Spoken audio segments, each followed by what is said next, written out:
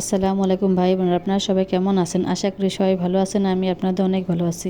আজকে আমি সিম, মটরশুঁটি, টমেটো দিয়ে পাঙ্গাস মাছ রান্না করব। ভিডিওটা না টেনে সম্পূর্ণ দেখুন, আশা করি আপনাদের ভালো লাগবে। প্রথমে একটু ফ্রাই প্যান বসিয়ে দিলাম রান্না করার তেল। এবার হলুদ লবণ মাখানো পাঙ্গাস মাছটা আমি ফ্রাই প্যানে দিয়ে দেবো। মাছটা এক সাইড হয়ে গেছে, আর এক সাইড উল্টিয়ে দিব। মাছটা কিন্তু আমি লাল লাল করে ভেজে নেব।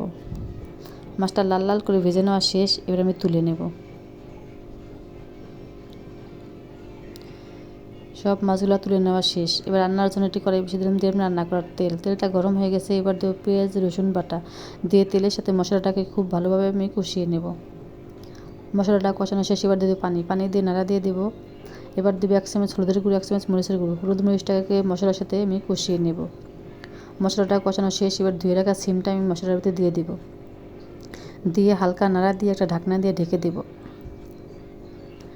এবার ঢাকনা উঠিয়ে ধুয়ে রাখা মটরশুঁটিটা আমি সিমের ভিতরে দিয়ে দিব।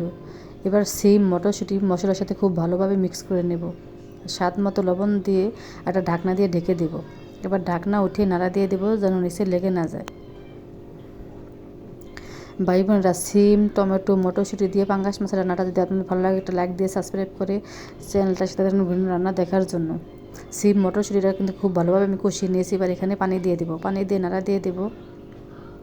ভাই বোনেরা, আপনাদের হাতে যদি একটু সময় থাকে, আপুর ইউটিউবে ছোট একটি পেজ আছে, পেজটা থেকে ঘুরে আসার আপনাদের দাওয়াত রইল।